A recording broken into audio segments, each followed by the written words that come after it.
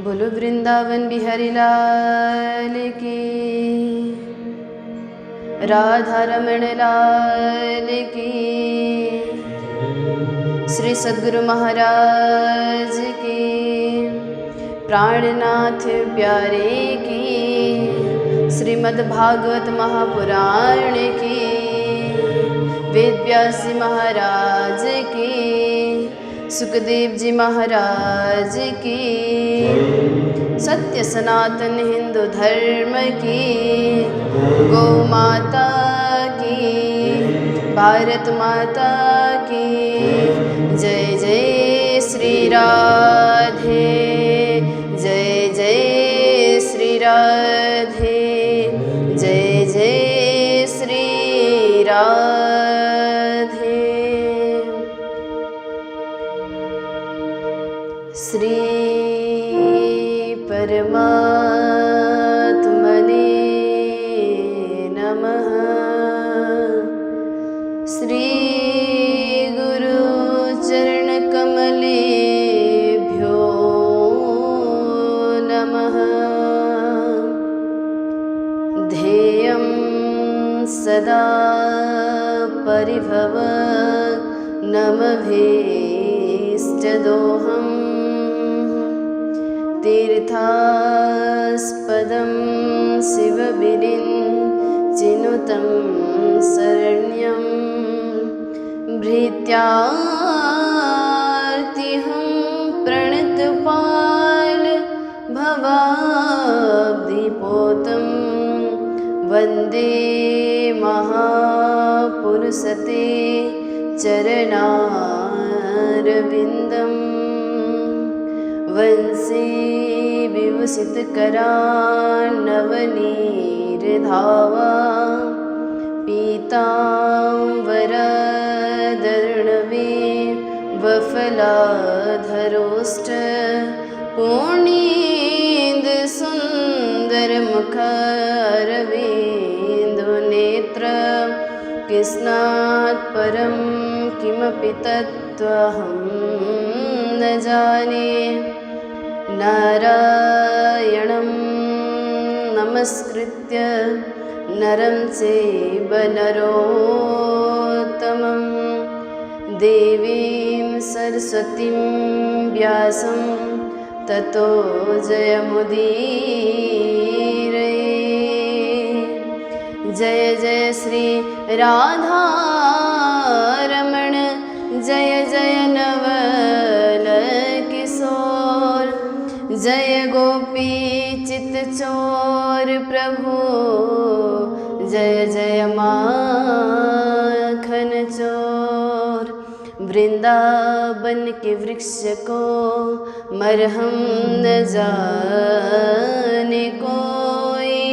या की डाल डाल और पात पात में श्री राधे राधे हो। मंगल कृष्ण प्रणाम है, मंगल धर्म प्रकाश।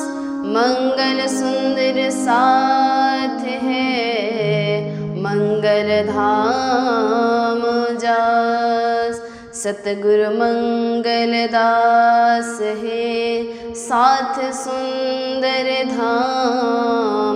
आशीष अपना दीजिए, होवे पूर्ण काम। आशीष अपना दीजिए, होवे पूर्ण काम। बोले वृंदावन बिहारी लाल की।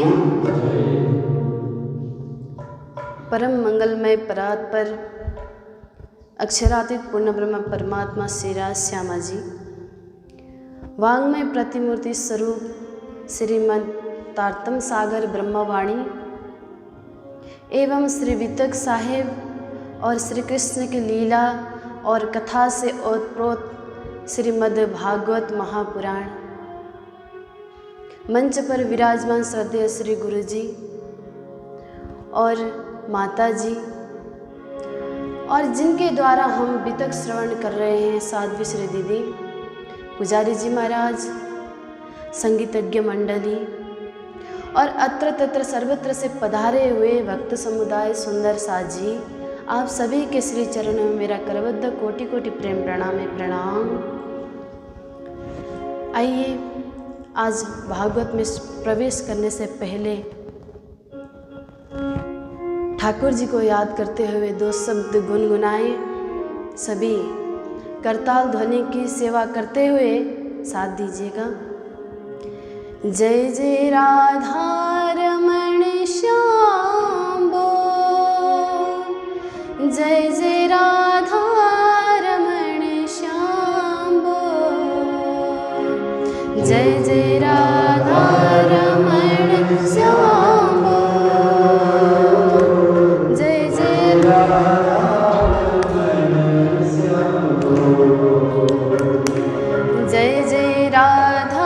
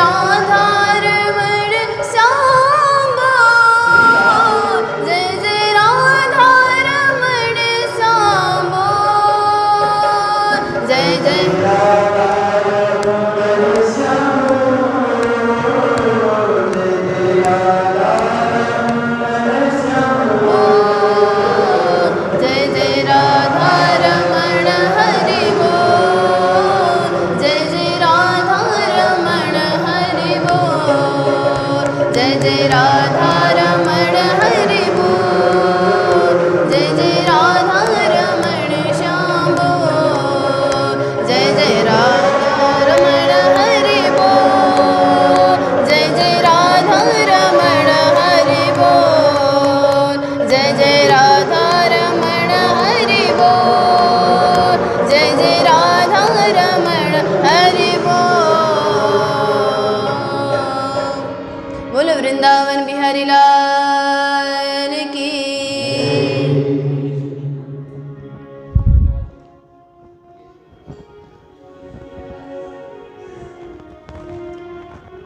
कल हमने श्रवण किया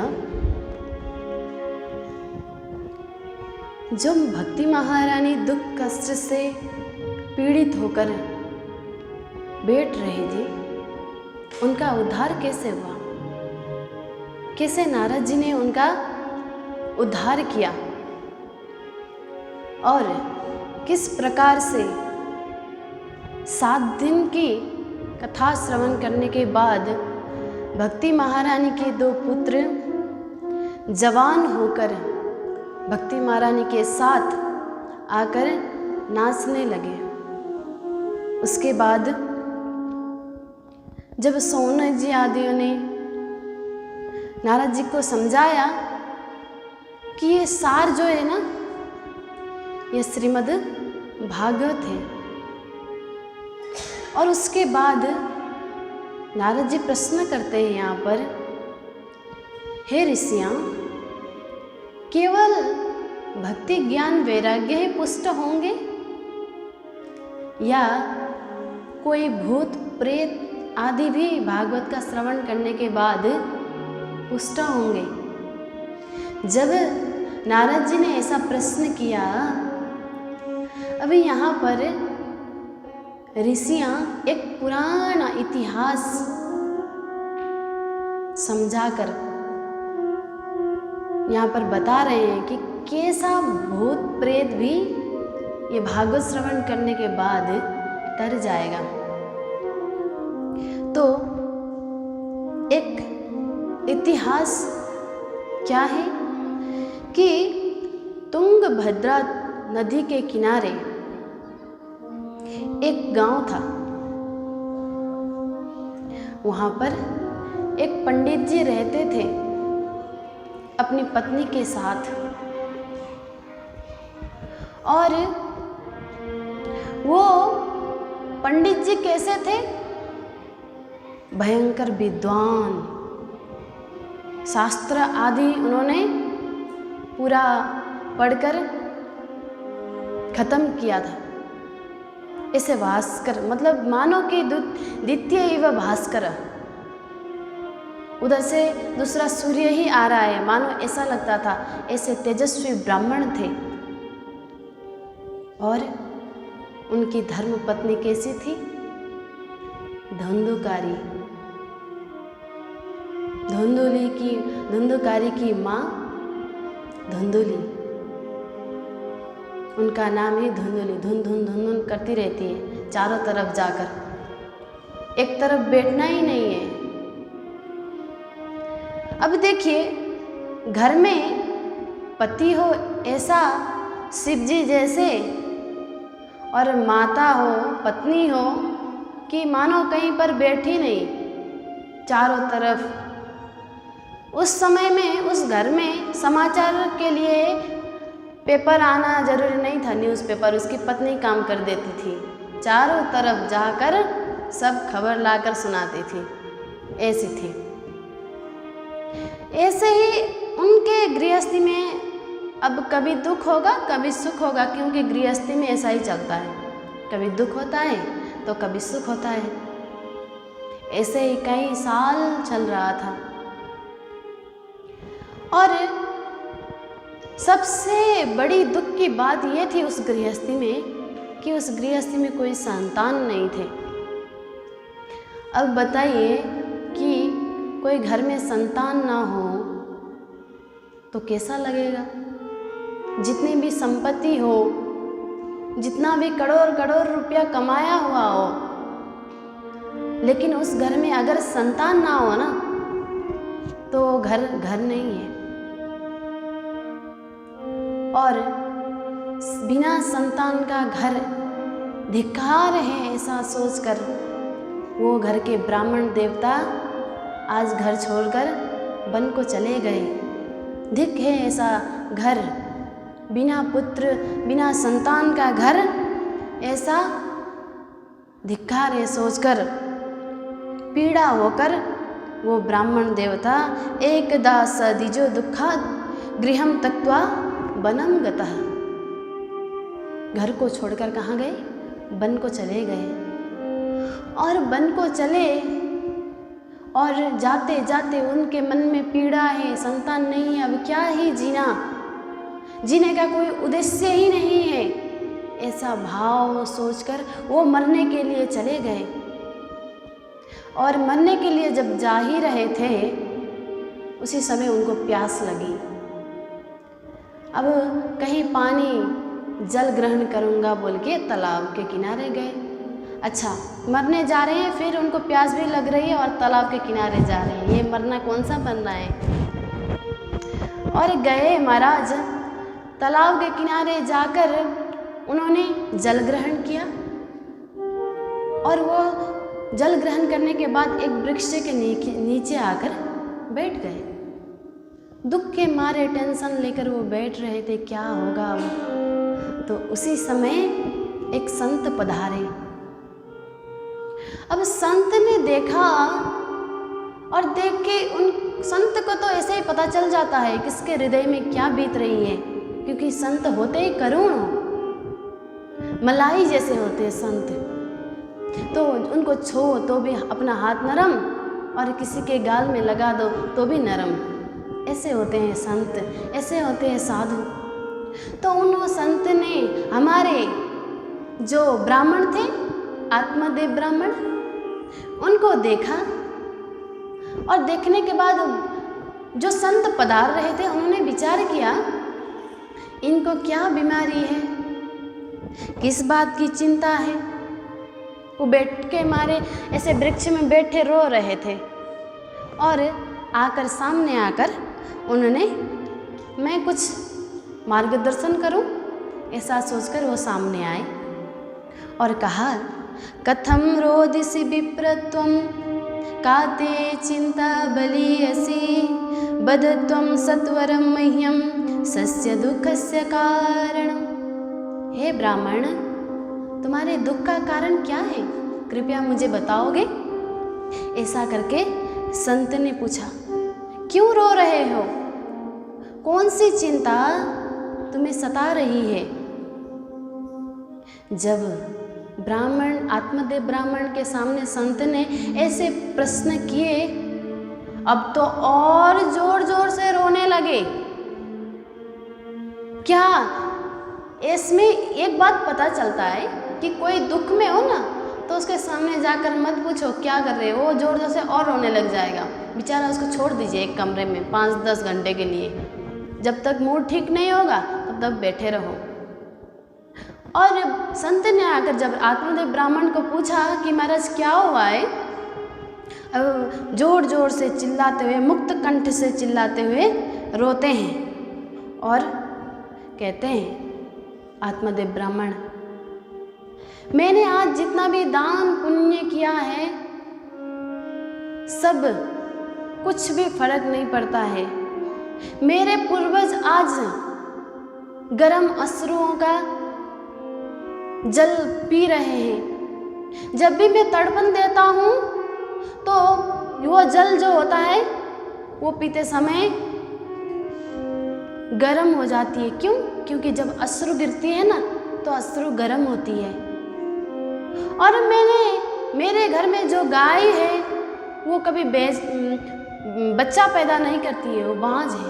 और मेरी स्त्री भी जो है वो बाँझ है। जो भी वृक्ष में रोपण करूं तो वो सूख जाती है। जितना भी दान पुण्य मैं करूं कुछ फर्क नहीं पड़ता है। देखिए, मेरे घर में एक संतान नहीं है, और जिसके घर में संतान नहीं है ना उसका पीड़ा मुझे होता है। आप बताइए, कुछ करिए हे संत। ऐसा करके आज आत्मदेव ब्राह्मण उन संत के आगे रो रो कर कहते हैं, और क्या कहते हैं, धिग्जीवितं प्रजाहीनं धिग्गृहं च प्रजा विना धिग्धनं चान प्रत्यस्य धिग्कुलं संतति विना। धिग्जीवितं प्रजाहीनं, प्रजा के बिना राजा का क्या मूल्य है, धिक्कार है प्रजा बिना राजा, है ना। और धिग्गृहं च प्रजा विना धिग्धनं च चान, धन के बिना कुछ भी मूल्य नहीं है। जिसके पास धन नहीं है उसका भी जीवन कुछ नहीं है, और जिसके घर में संतान नहीं है वो भी क्या है, धिक्कार है। ऐसा करके आत्मदेव ब्राह्मण आज कह रहे हैं। अब संत जी क्या कह रहे हैं, मैंने सोचा था कुछ मार्गदर्शन करूं, शायद किसी दुविधा में पड़े होंगे, ऐसा करके आया। भाई ये तो मुझे संतान का भी अपने में सब समेट रहा है, क्या करूं। मार्गदर्शन करने के लिए गए संत, आज आत्मदेव ब्राह्मण ने तो उनको उल्टा ही फंसा दिया।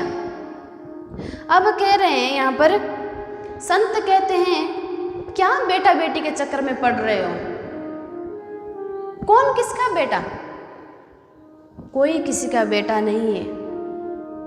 अब आत्मदेव ब्राह्मण कहते हैं, सुनो ब्राह्मण जी, यहाँ प्रवचन मुझे भी देना आता है, आपको देने की जरूरत नहीं है। अगर आपको पता है छोटे छोटे बच्चे सामने आकर गालों में हाथ रखकर पापा मम्मी ऐसा बोल दे तो उस घर में कितना आनंद आता है। आप सन्यासी को क्या पता है कि संतान का सुख क्या होता है। देखिए आत्मदेव ब्राह्मण आज उन संत को ऐसा बोल रहे हैं। तो संत को पता चल गया कि इनके सर में आज संतान का भूत सवार हुआ है, तो ये मैं कितनी भी बात बोलूं तो इनको समझ में आने वाली नहीं है। और क्या कहा आत्मदेव ब्राह्मण ने, सबसे बड़ा भयंकर बात, अगर आप मुझे संतान ना दो ना तो आपके आगे ही मैं हत्या करके मर जाऊंगा, और इस हत्या का पाप किसको लगेगा, आपको लगेगा। जय हो। अब क्या ही करें। अब वो संत ने आत्मदेव ब्राह्मण के ललाट में देखकर कहा, क्या कहा, तुम्हारा इस जन्म में नहीं, 7 जन्म तक पुत्र नहीं है। बेचारे आत्मदेव ब्राह्मण अभी के लिए तरस रहे थे, बेचारे संत ने बोल दिया अभी तो क्या 7 जन्म तक पुत्र नहीं है। बेचारे और जोर जोर से रोने लगे दुख के मारे। अब तो उन्होंने बोल ही दिया, अगर पुत्र नहीं दिया तो क्या करूं, मर जाऊंगा मैं, सब भार आपके सर पर। अब संत ने विचार किया इसको कुछ करना पड़ेगा, तो उन्होंने एक भगवान का नाम स्मरण करते उन्होंने एक फल आत्मदेव ब्राह्मण के हाथ में पकड़ा दिया और कहा कि ये फल जो है ये अपनी पत्नी को देना, और देना सिर्फ नहीं है, इसके बहुत सारे नियम हैं, ये नियम भी पालन करना पड़ेगा तुम्हारी पत्नी को। बोले महाराज हाँ बोलो, पुत्र के लिए तो जो कुछ भी करेंगे। बोले क्या क्या करना है, कहे एक समय का भोजन करना पड़ेगा, और पतिव्रता में रहना पड़ेगा, और क्या कहा, जीवों पर दया करना चाहिए, और कहा किसी से लड़ाई झगड़ा नहीं। और ऐसा करके संत जी प्रणाम करके चले गए। अच्छा, ऐसा व्रत का परिणाम बताया। ठीक उसकी पत्नी उससे विपरीत थी, धुंधली। कैसी थी, साफ सुगर तो बैठती थी, लेकिन वो किसी से बिना झगड़ा करके वो आ ही नहीं सकती, उसका भोजन हजम नहीं होता था। और इतना बोलना कि उसके ज़्यादा तो कोई भी नहीं बोलता होगा संसार में। और इतना झगड़ा, एक दूसरे के यहाँ पर झगड़ा करके आती है घर में, और घर में किसी को आने भी नहीं देती है, कहीं मेरा पैसा चोरी करके ना ले जाए। ऐसी थी उसकी ब्राह्मण की पत्नी। अब क्या करे महाराज, उन्होंने फल लेके घर चले गए और ब्राह्मणी को लाकर दिया। बोले ये फल एक संत ने दिया है, इसको ग्रहण करना तुम। और उसके लाने के बाद आत्मदेव ब्राह्मण तो कहीं चले गए, लेकिन यहाँ ब्राह्मणी सोच में पड़ गई, भाई अब किसने दिया होगा ये फल, क्या क्या जादू टोना किया होगा, अगर मैं इसको खाऊं तो मुझे क्या ही हो जाएगा। ऐसा करके अनेक विचार करके वो बिना फल खाए रोने लगी, ऐसे ही बैठकर रोने लगी। तो थोड़ी ही देर में पड़ोस वाली आई, और देखिए महाराज, पड़ोस वाली आकर कभी कभी काम बिगाड़ती भी है, कभी कभी अच्छा भी करती है। ये पड़ोस वाली थोड़ी अच्छी थी और आकर कहा, महाराज क्यों, क्या हुआ, क्यों रो रही हो? तो धुंधली कहती है, देखो ना बहन, ये हमारे स्वामी ने लाकर मुझे ये फल दिया, बोलते हैं कि किसी संत ने दिया है, तो खाने के बाद गर्व हो जाएगा, तो खाओ। अभी पतिदेव बाहर गए हैं तो मैं इसको बिना खाए बैठी हूँ, देखो अभी मैं इसको खाऊंगी, मेरे में गर्व ठहरेगा, गर्भ होने के बाद कुछ खाना नहीं होता है, और ये नियम भी बताया गया है। तुम सोचो, अगर घर में कभी आग लग जाए तो मैं गर्भवती हूँ तो मैं आग लगने के बाद कहाँ जाऊँगी भाई? मैं तो दौड़ी दौड़ी जाऊँगी तो मर ही जाऊँगी, गिर जाऊँगी, तो मेरा क्या होगा? और वो 9 महीने तक मैं ये गर्भ लेके कैसे बैठूं? धुंधली के विचार सुनकर वो पड़ोस वाली, अब उसका दिमाग हिल गया, क्या क्या बता रही हो तुम, ऐसा कुछ नहीं होगा, साधु संत अच्छे होते हैं, वो किसी को दुख नहीं पहुंचाते हैं, तुम ये फल आराम से खा लो। पड़ोस वाली ने ऐसा कहा। बोलती है, नहीं, तुमने सुना है सुखदेव महाराज जी 12 साल तक अपने माता के गर्भ में बैठे थे, अगर मेरा बेटा भी 12 साल तक बैठा तो मेरा क्या हाल हो जाएगा? देखिए कुतर्क दिमाग में कितने कितने गलत विचार आते हैं। और ऐसा कहने पर वो पड़ोस वाली तंग आकर इतना कहकर चली गई कि ठीक है, तुम अपनी बहन को बुलाओ, तुम अपनी बहन को बुलाओ और वो तुम्हारी बहन सब काम करेगी, ऐसा करने से हो जाएगा। इतना बोलकर वो चली गई। अब क्या हुआ महाराज, उसकी बहन आ गई। अब थोड़ा ज़्यादा धन संपत्ति दीदी का हो तो बहन का थोड़ा ललचाता ही है मन।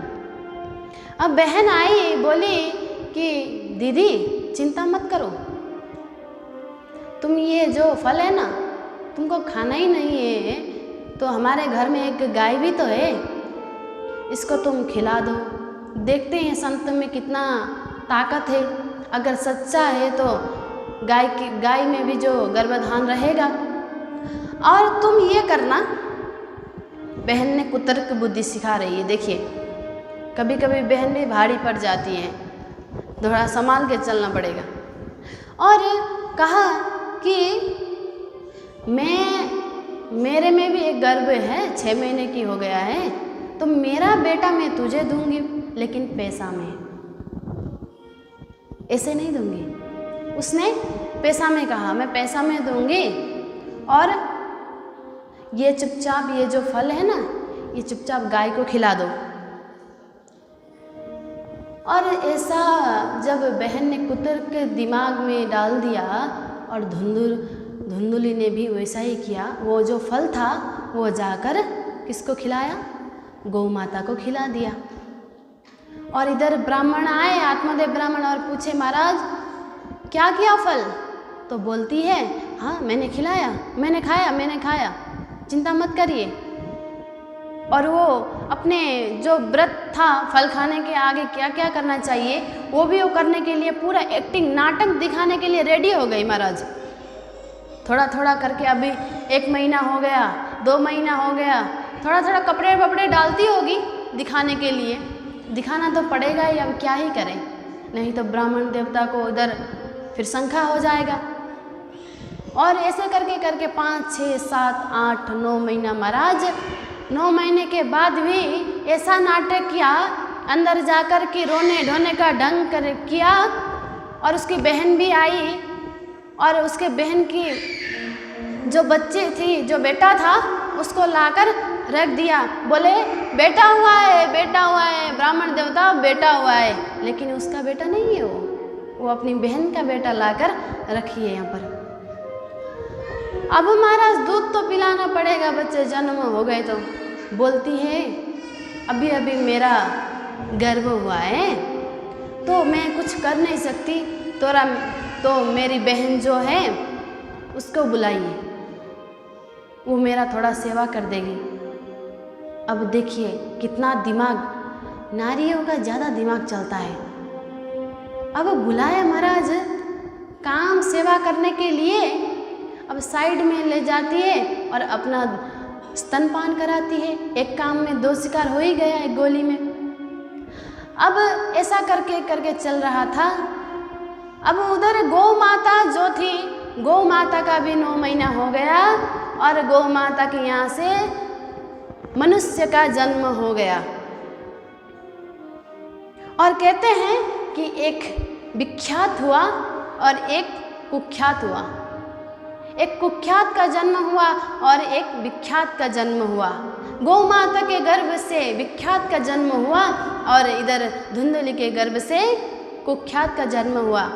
बोले नाम क्या पड़ा इन लोगों का?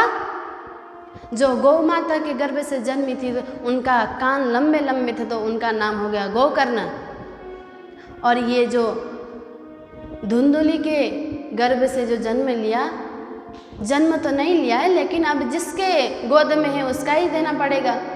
फिर महाराज आत्मदेव ब्राह्मण बड़े खुशी हुए थे, मेरा पुत्र हो गया ऐसा करके, अब मैं नाम रखूँगा। आत्मदेव ब्राह्मण ऐसा बोलते हैं तो नहीं, मेरा पुत्र है मैं ही नाम रखूँगा।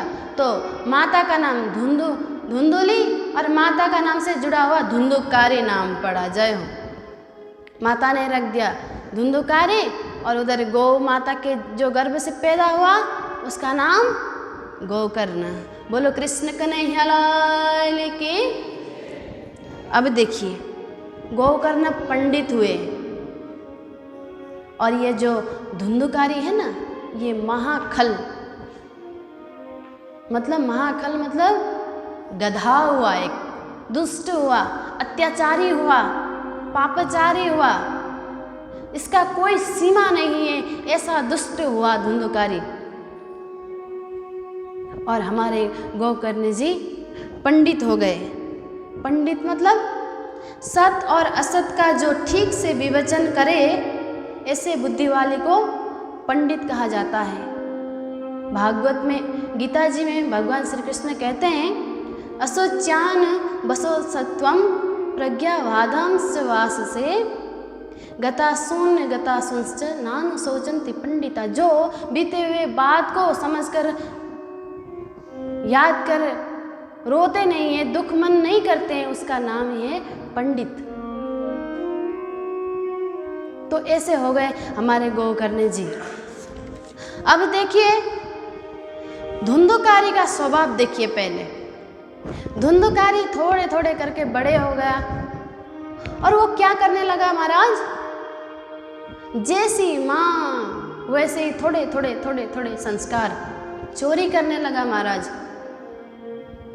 देखिए आपके घर में संतान हो ना, वो संतान आज किसी के घर से एक छोटा सा वस्तु लेके आए और आपको पता चला और आपने कुछ नहीं कहा, मोह के वश में, अपने पुत्र या पुत्री के मोह के बस में आपने अगर कुछ नहीं बोला हो तो आज उसने छोटा सा वस्तु लाया है तो वो बड़ा वस्तु लाएगा, कल परसों उससे भी बड़ा वस्तु लाएगा।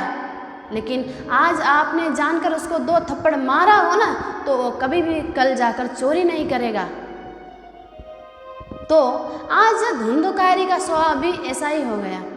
धुंधकारी चोरी करने लगा, ताश जुआ खाने के लिए भी कुछ नहीं छोड़ा उसने, सब कुछ खाने लगा।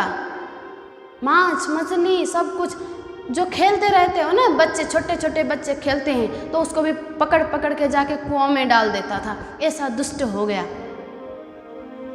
देखिए कोई सीमा नहीं है, कितना बोले धुंधकारी ऐसा हो गया। अब क्या हुआ महाराज, जिसके घर में संतान ऐसा हो तो किसी को सुख आएगा क्या? किसी को भी सुख नहीं आएगा।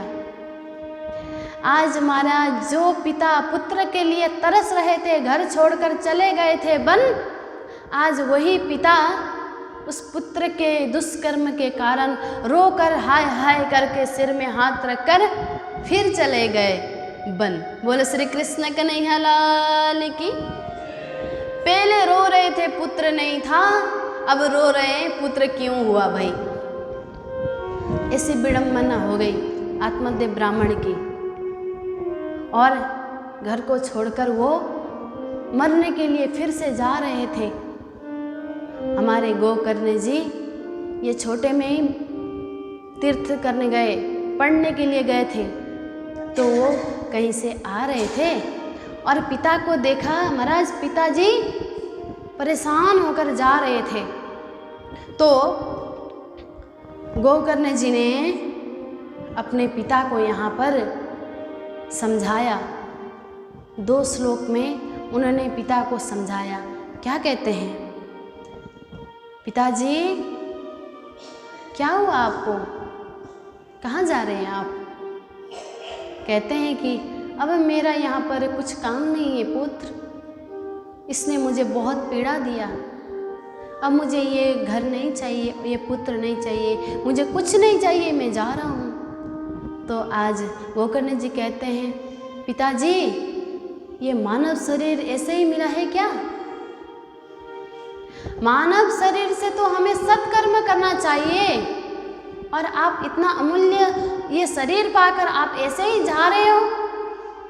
तो कहते हैं यहाँ पर गोकर्ण जी कि देहेस्ति मांसरुधिरे भीमतीं तजत्वं जाया सुतादिषु सदा ममतां विमुञ्च पश्यानिशं जगदिदं क्षणभङ्गनिष्ठं वैराग्यरागरसिको भवभक्तिनिष्ठः। पिताजी ये देहन किससे बना है आपको पता है? ये शरीर किससे बना है आपको पता है? देहेस्ति, देह, अस्थि, मांस, ये मांस, खून और क्या क्या है, चमड़ी, हड्डी, अनेक प्रकार के इससे ये शरीर बना है। इसको छोड़ दीजिए,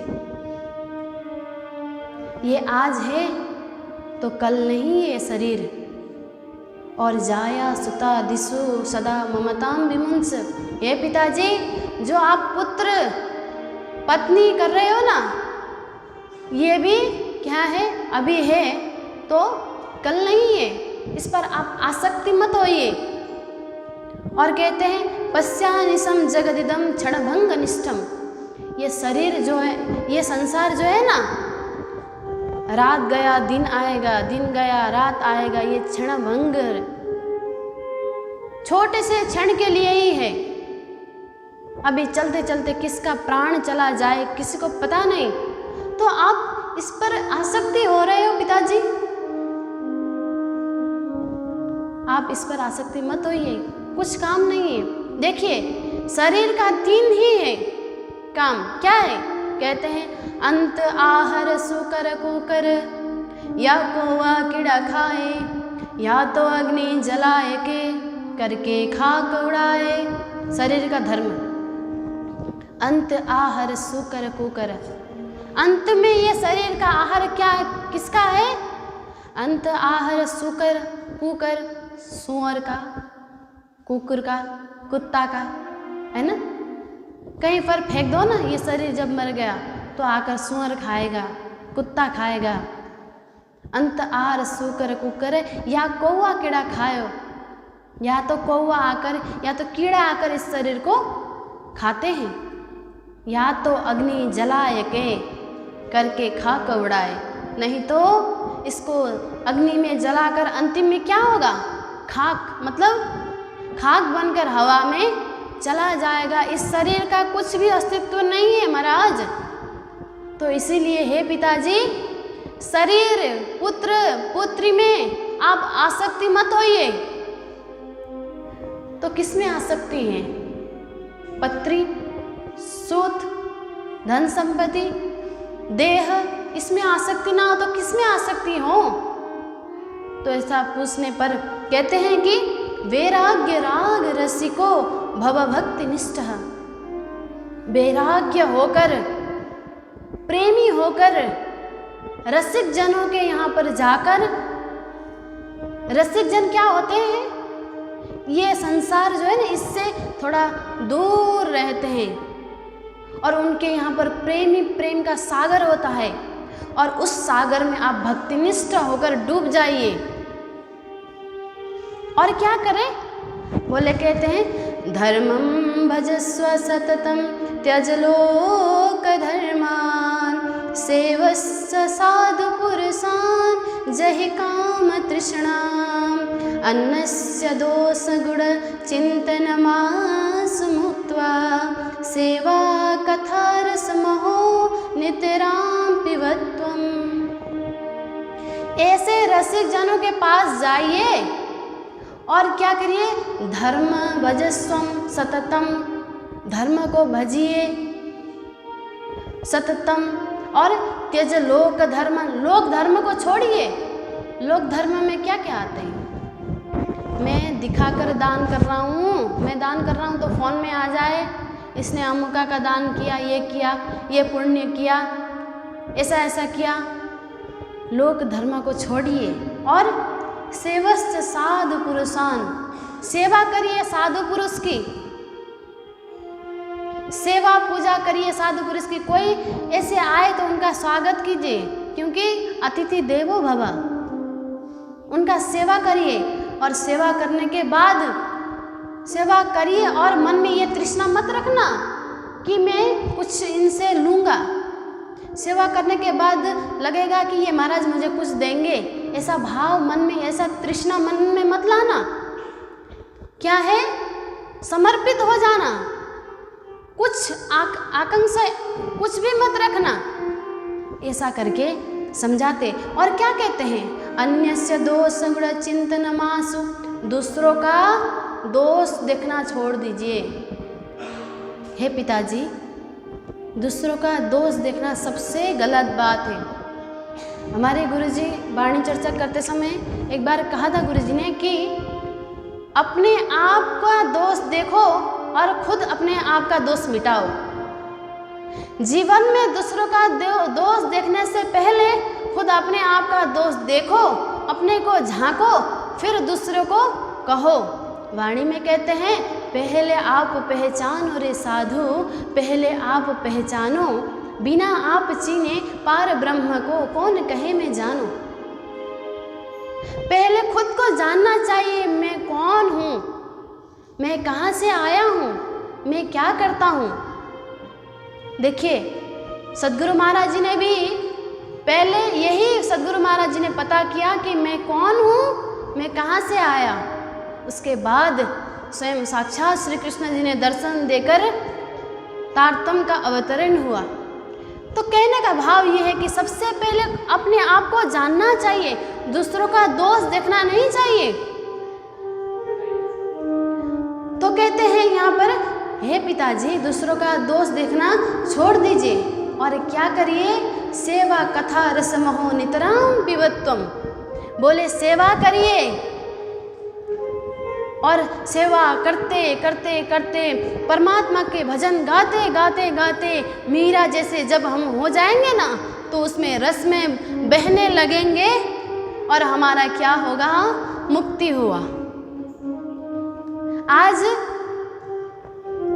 गोकर्ण जी अपने पिता को ये समझाते हैं तो पिताजी आज बड़े प्रसन्न होते हैं और आँखों में अश्रु लेकर रोते हुए अपने पुत्र को प्रणाम करते हैं और इतना कहते हुए वो वन चले जाते हैं और वन में जाकर वो भागवत का दसम स्कंद पाठ करते मतलब भागवत का दसम स्कंद पाठ करने का भाव क्या है? भागवत में दसम स्कंद में श्री कृष्ण की लीला है, तो उनको पाठ करते करते उसका गुणगान गाते गाते स्वयं कृष्णमय हो गए और कृष्ण के शरण में जाकर उनके स्वधाम हो गया। बोले कृष्ण कन्हैया लाल की।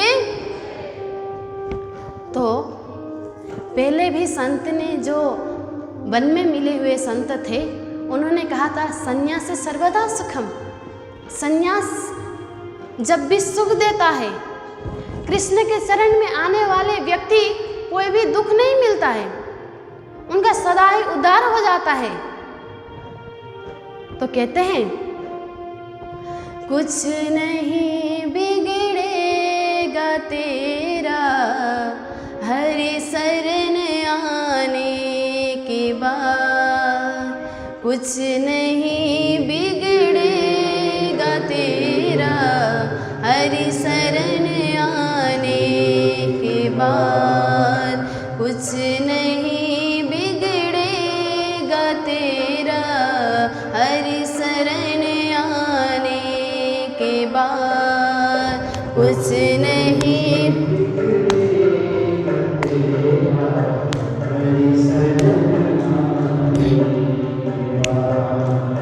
हर खुशी मिल जाएगी तुझे, हर खुशी चरणों में झुक जाने के बाद, कुछ नहीं बिगड़ेगा तेरा हरि शरण आने के बाद।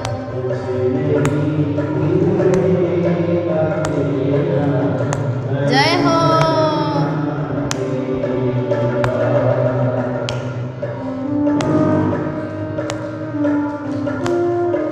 काली की सेवा करते हुए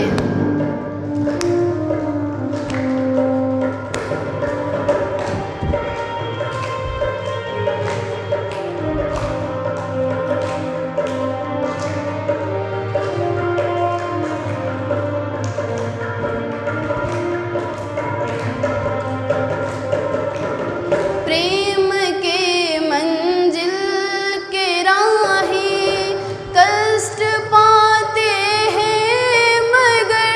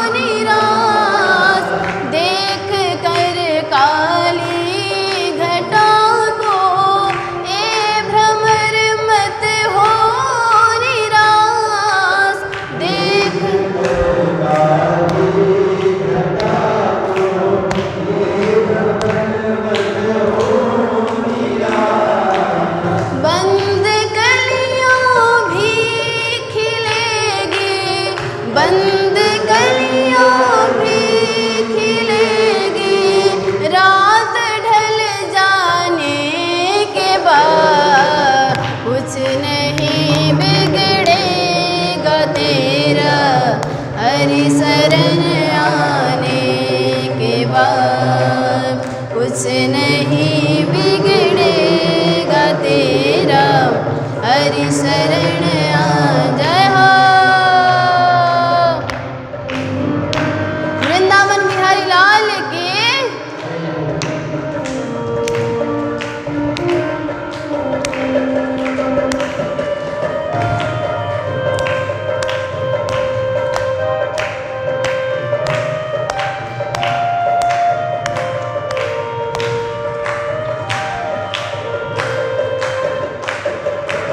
जब तलक है भेद मन में कुछ नहीं कर पाएगा, जब तलक है भेद मन में कुछ नहीं कर पाएगा, हो जब तलक है भेद मन में कुछ नहीं कर पाएगा, जब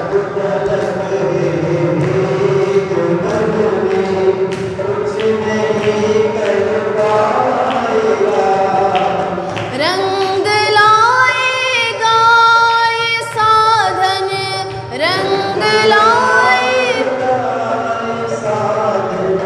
भेद मिट जाने के बाद, कुछ नहीं बिगड़ेगा तेरा, हरि शरण आने के बाद, कुछ नहीं बिगड़ेगा तेरा, हरि शरण आने के बाद। हर खुशी मिल जाएगी तुझे, हर खुशी मिल जाएगी तुझे, चरणों में झुक जाने के बाद, कुछ नहीं बिगड़ेगा तेरा, हरि शरण आने के बाद, कुछ नहीं बिगड़ेगा तेरा, हरि शरण आने के बाद, कुछ नहीं बिगड़ेगा तेरा,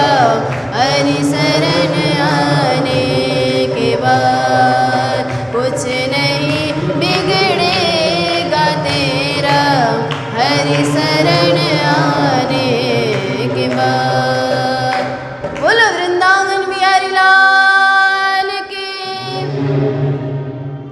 तो आज देखिए, पुत्र के लिए पिता घर छोड़कर जा रहे हैं और एक पुत्र पिता को क्या समझा रहा है, महाराज शरीर है, कर्म धर्म करना चाहिए, शरीर ऐसे नहीं मिलता है, मानव जीवन ऐसे ही नहीं मिलता है, बड़ा कठिन, ये मानव जीवन पाना बड़ा कठिन है। 84 लाख योनियों में घूमते घूमते घूमते घूमते ये शरीर प्राप्त होता है, ये मानव तन प्राप्त होता है पिताजी, तो इसको वृथा गुमाना, तो इसीलिए आप इसको वृथा मत घुमाइए। जब गोकर्ण जी ने ये कहा तो पिताजी चले गए। अब महाराज घर में कौन कौन रहे? गोकर्ण जी तो ऐसे घर में रहते नहीं थे, अब रहे माता और पुत्र। अब देखिए महाराज, वो धुंधुकारी ने माता को इतना कष्ट दिया कि अब तो माता को भयंकर से अपने लात से मारने लगा, इतना पीड़ा पहुंचाने लगा माता को। और जब माता को भी ऐसा पीड़ा पहुंचाया तो अंतिम में माता ने भी कोई उपाय नहीं पाकर रात में वो घर को छोड़कर सामने जो कुआं पड़ा हुआ था उसमें जाकर अपना प्राण त्याग दिया। और आज घर में अकेला धुंधुकारी बैठ रहा है और बाजार से जाकर 5 गणिकाएं लेके आया और उस गणिकाओं के साथ बैठने लगा, मौज मस्ती करने लगा। और देखिए महाराज, जब ऐसा किया तो एक दिन क्या हुआ, धुंधुकारी ने किसी सेठ के घर में जाकर बहुत सारे धन संपत्ति इकट्ठा करके चोरी करके लेके आया और उन गणिकाओं के सामने रख दिया। वो जो भी कार्य करता था सिर्फ गणिकाओं के लिए। आज महाराज उसने सारे सामान लाकर उस गणिकाओं के पास रख दिया और गणिकाओं ने थोड़ा सा ध्यान लगाया। अब देखिए इतना सामान लेके आया है, इसका घर का मालिक तो ढूंढता होगा। अगर ढूंढते ढूंढते अगर ये पकड़ा गया तो ये संपत्ति भी गया, ये चोरी किया हुआ माल भी गया और धुंधकारी भी गया, साथ साथ में हम लोग भी गए। तो क्या किया जाए? तो उन लोगों ने शराब पिलाया धुंधकारी को बहुत। शराब पिलाने के बाद अब धुंधकारी के पैर जमीन में नहीं है, पता नहीं उसको आकाश में उड़ रहा हूँ या कहाँ हूँ मैं। और उसी समय उनको बहुत मारने लगा, वो गणिकाओं ने मारने लगे धुंधकारी को। और जब इतना मारा, धुंधकारी जोर जोर से चिल्लाने लगा। आज जिनके लिए इतना धन संपत्ति लेके आया था वही आज मारने लगे और इधर धुंधकारी जोर जोर से चिल्लाने लगा। तो एक गणिका ने जाकर चूहे में जलता हुआ जो वो होता है ना कोयला, उसको लेकर आकर मुंह में ठूस ठूस के डाल दिया। अब उसका क्या हुआ? जीभ भी जल गया, पूरा नाश हो गया और धुंधकारी का मृत्यु हो गया। और उस संपत्ति को लेकर वो सब 5 गणिकाएँ वहाँ से भाग गए और कहा कि धुंधकारी कहाँ है। बोलने से बोलते हैं कि वो हमारे लिए कमाने के लिए बाहर गया है, थोड़े दिन के बाद वो आएगा। ऐसा करके गणिकाओं ने झूठ मूठ के बातें बना दी और उसी घर में खोद कर गड्ढे में डाल दिया और चले गए। अब देखिए ऐसे यातनाओं से दिया गया वो धुंधकारी आज जाकर प्रेत बना, बड़ा भयंकर। गांव में किसी को शांति नहीं देता था, सबको दुखी देता था। जिंदे होते होते भी उसने किसी को सुख नहीं दिया, आज मरने के बाद भी वो किसी को सुख नहीं दे रहा है। आज गांववासी भी सब रो रहे हैं। कभी भेड़िया बन के आता है, कभी आग का ज्वाला लेकर आता है, कभी कुछ लेकर आता है। तो ऐसे पता चला गोकर्ण जी को, जहाँ पर वो गया में बैठे हुए थे, तो वहाँ उनको सुनकर अपने भ्राता के लिए उन्होंने श्राद्ध किया, तर्पण किया। बहुत सारे जहाँ जहाँ तीर्थ स्थान जाते थे वहाँ वहाँ जाकर तर्पण किया। और कहीं एक बार घूमते घूमते अपने गांव आए, तो गांव आकर रात हो गया था, तो अपने घर के आंगन में बैठ गए, वहीं पर सो गए। सोने के बाद रात में ये प्रेत आया और देखिए महाराज गोकर्ण जी को बहुत सारे यातनाएं देकर डराने लगा। कभी आता है कुछ बनकर, कभी आता है हाथी बनकर, कभी आता है गधा बनकर। क्या किया जाए महाराज? तो लेकिन गोकर्ण बड़े ज्ञानी है, वो घबराए नहीं, बोले आराम से महाराज तुम कौन हो और क्यों ऐसा कर रहे हो? कहने पर आज धुंधकारी कह रहे हैं अहम भ्राता, मैं आपका भाई हूँ। जो गणिकाएँ थी ना, उनके द्वारा मेरा ये हाल हो गया है, कुछ कीजिए महाराज, मैं बहुत प्यासा हूँ, मुझे जल पिलाइए। और ये जल और कोई नहीं पिला सकता, केवल आपके सिवाय ये जल कोई भी नहीं पिला सकता। मैं आपके आगे हाथ जोड़ता हूँ, आप मुझे जल पिलाइए। जब धुंधकारी ने ऐसा कहा तब कहते हैं गोकर्ण, मैंने तो आपके नाम में बहुत सारे तर्पण किए, बहुत सारे तीर्थ स्थान में जाकर श्राद्ध किए, तब भी आपका ये हाल।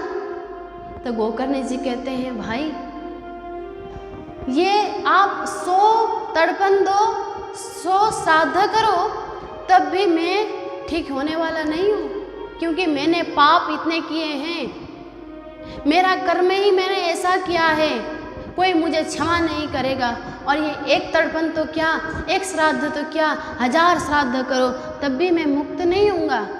लेकिन मुक्त करोगे आप ही, आपके कारण ही मैं मुक्त होऊंगा, तो कुछ उपाय करिए भैया। ऐसे करके जब कहा तो धुंधकारी के ये बात सुनकर आज गोकर्ण जी के आंखों में अश्रु आ गए और कहते हैं कि आप चिंता मत करो, आप अपने स्थान में चले जाओ, मैं कुछ सोचता हूँ। और आज अपने स्थान में धुंधकारी गया और गोकर्ण जी सोचने लगे, साधु संतों से सम्मति लेने लगे, करूँ मैं क्या करूँ। देखिए अपने भाई का प्रेम किसको नहीं, अपने भाई को कौन प्यार नहीं करता, जितने भी दुष्ट हो कौन प्यार नहीं करता होगा अपने भाई को। आज गोकर्ण जी के आंखों में अश्रु आकर वो चले गए, टेंशन हो गया उनको, वो सोचने लगे मैं क्या करूं। और साधु संत के सामने जाकर पूछते हैं क्या करना चाहिए ऐसे होते समय, तो किसी का कोई उपाय नहीं निकला। और वो भगवान को स्मरण करते हुए सूर्य भगवान को याद करते हैं और सूर्य भगवान स्वयं प्रकट होकर आज कहते हैं इसका उद्धार तो केवल श्रीमद् भागवत से होगा, भागवत श्रवण कराइए। तो बड़े प्रसन्न हो गए, गदगद हो गए गोकर्ण जी, और कल से ही भागवत का सप्ताह विधि चालू कर दिया। और धुंधकारी भी एक बांस के ग्रंथि में आके बैठ गया अपने स्थान में, और सारे समाज के लोग भी आकर बैठ गए और इधर से भागवत प्रारंभ हो गया। जैसे प्रथम स्कंद गोकर्ण जी ने पढ़ा तो बांस के एक ग्रंथि टूट गया, फूट गया, और जैसे 2 स्कंद किया वैसे करते करते करते 7 ऐसे करके जो स्कंद था पूरा कंप्लीट हो गया।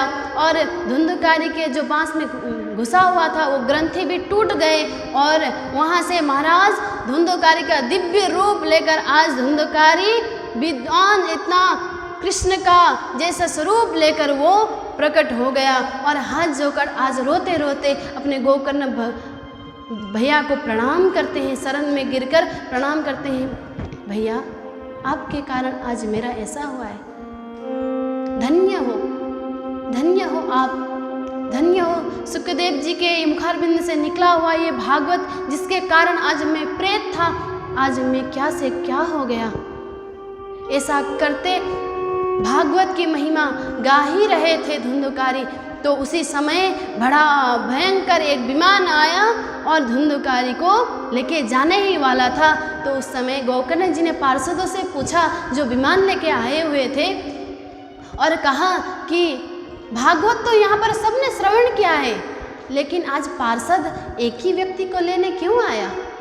तो जब ऐसा पूछते हैं गोकर्ण जी तो वो पार्षद जवाब देते हैं कि भागवत तो सबने श्रवण ही किया, लेकिन धुंधकारी के जैसे किसी ने मनन नहीं किया। सुनने से भी नहीं होगा, सबको मनन करना चाहिए, स्मरण करना चाहिए। जब सुनेंगे, स्मरण करेंगे, मनन करेंगे तो ये मन रूपी सिंहासन में आकर ठाकुर जी विराजमान हो जाएंगे, और जिसके हृदय में आकर ठाकुर जी विराजमान हो जाएंगे तो उसका तो कल्याण ही होगा। बोलो कृष्ण कन्हैया लाल की।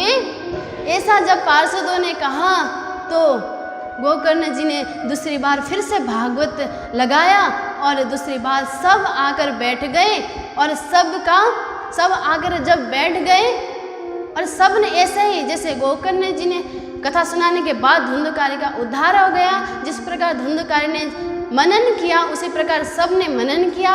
और आज सबके लिए स्वयं पार्षद लेकर विष्णु भगवान प्रकट हो गए, और विष्णु भगवान ने गोकर्ण जी को अंकमाल करके स्वयं अपना रूप पार्षद रूप देकर वहाँ से सब को लेकर वो वैकुंठ धाम चले गए। तो आज ये भागवत श्रवण करके धुंधकारी क्या था, क्या से क्या हो गया, और गोकर्ण जी का भी कल्याण हो गया कि स्वयं भगवान प्रकट हो गए और उनका पार्षद रूप देकर उसको भी ले गए। तो केवल भागवत में आकर बैठने से नहीं होगा, भागवत की हर एक बात को श्रवण करना चाहिए। यहाँ पर श्री कृष्ण जी की लीलाएं छुपी हुई है, श्री कृष्ण जी क्या क्या करते थे, और एक एक बात में ज्ञान छुपी हुई है यहाँ पर। तो उस ज्ञान को स्मरण करना चाहिए और उसी रास्ते में हमको चलना चाहिए, तो हमारा कल्याण हो जाएगा। और ऐसा करने में ठाकुर जी ही ऐसा करेंगे। जब ठाकुर जी का कृपा होता है ना, तब हम मंदिर आते हैं और मंदिर आते हैं और भागवत में बैठते हैं और भागवत श्रवण करते हैं। वो करते हैं इसीलिए हमारा कार्य होता है। तो कहते हैं, करते हो तुम कन्हैया मेरा नाम हो रहा है, करते हो तुम कन्हैया मेरा नाम हो रहा है। ताली बजाते हुए ठाकुर जी को याद करते हुए।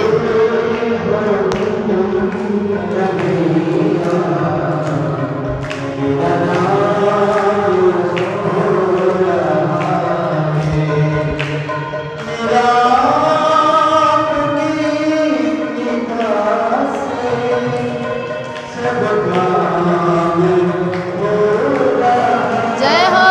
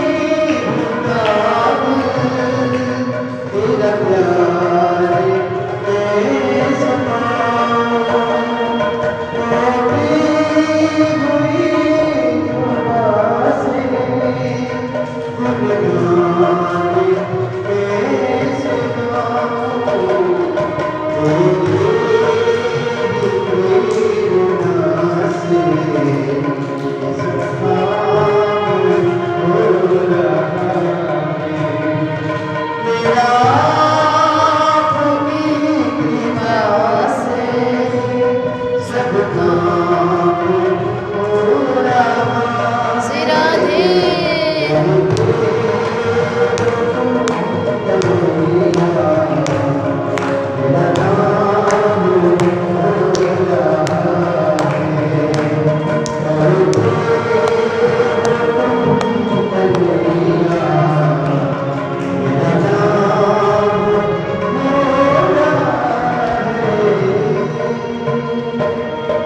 बोलो वृंदावन बिहारी लाल की। अब कल हम श्रवण करेंगे।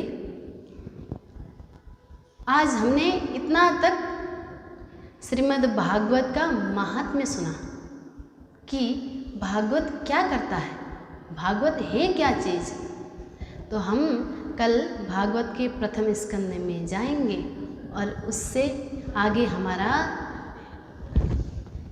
सफ़र चालू होगा कि आगे और क्या क्या है भागवत में, और बड़े बड़े श्री ठाकुर जी के लीलाएं सुनने को मिलेंगे।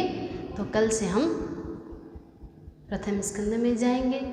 आइए जय जयकार के साथ सभी आरती के लिए खड़े हो जाएंगे। बोलो वृंदावन बिहारी लाल की, राधा रमण लाल की, भारत माता की, भागवत महापुराण की, वेद व्यास जी महाराज की, सुखदेव जी महाराज की, गौ माता की, सत्य सनातन हिंदू धर्म की जय।